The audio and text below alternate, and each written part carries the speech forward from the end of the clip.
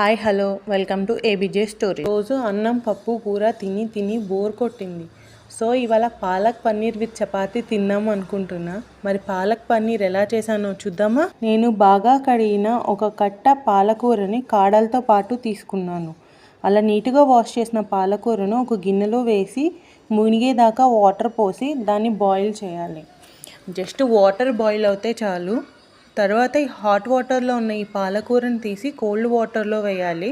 So that దాని colour change అవ్వదు, మనకి మంచి గ్రీన్ కలర్లో కూర వస్తుంది. ఈ లోపల స్టవ్ మీద కడాయి పెట్టి కడాయిలో ఆయిల్ హీట్ అయ్యాక జీలకర్ర వేయాలి. తరువాత సన్నగా చాప్ చేసుకున్న ఉల్లిపాయలను వేసి ఫ్రై చేయాలి. కోల్డ్ వాటర్లో ఉన్న ఈ పాలకూరను మిక్సీ జార్లో వేసి అందులో గార్లిక్, ఇలాచి, దాల్చిన చెక్క అండ్ మీ స్పైస్ లెవెల్కి తగినట్టు గ్రీన్ చిల్లీస్ యాడ్ చేయాలి.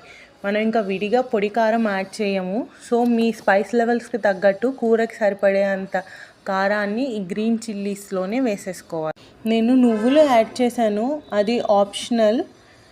ఈ మొత్తాన్ని మనం స్మూత్ పేస్ట్గా గ్రైండ్ చేసుకోవాలి. వీడియోలో చూపించినట్టు వీలైనంత స్మూత్గా దాన్ని గ్రైండ్ చేయాలి. కడాయిలో ఆనియన్స్ ఫ్రై అయ్యాయి కదా, సో ఈ పాలక్ పేస్ట్ అందులో యాడ్ చేసేసి స్టవ్ని సిమ్లో పెట్టి ఫ్రై చేయాలి, లేకపోతే అడుగంటిపోతుంది, జాగ్రత్త. చూసారా, కొంచెంసేపటికి ఆయిల్ అంతా పైకి సపరేట్ అయిపోయింది. ఇప్పుడు కూరకి సరిపడా ఉప్పు, పసుపుని ఇక్కడే యాడ్ చేసేస్తున్నాను. మధ్య మధ్యలో కలుపుతూ ఉండండి, లేకపోతే అడుగంటిపోతూ ఉంటుంది. ఇప్పుడు కూర నుంచి ఆయిల్ అంతా సపరేట్ అయ్యాక కావాల్సినన్ని నీళ్లు పోసుకోవాలి.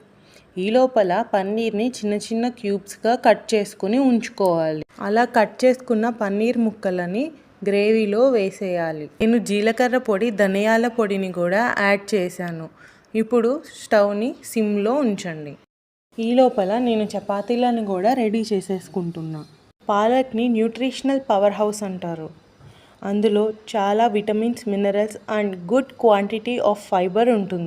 పాలకూరలో vitamin A, vitamin C, vitamin K, iron, calcium, vitamin B, antioxidants and minerals ఉంటాయి, which is very good for our health. మనం ఇందులో పాలకూరతో పాటు పన్నీర్ కూడా యాడ్ చేసాం కాబట్టి good quantity of protein intake కూడా ఉంటుంది. చపాతీలు కూడా రెడీ అయిపోయాయి. కూర అంతా దగ్గర పడ్డాక స్టవ్ ఆపేసి సర్వ్ చేసుకోవడమే. నేను సర్వ్ చేసుకోవడానికి పైన ఫ్రెష్ క్రీమ్ యాడ్ చేసి సర్వ్ చేశాను.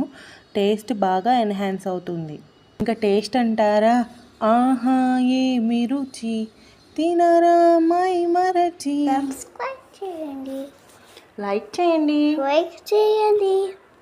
Thank you. Bye bye.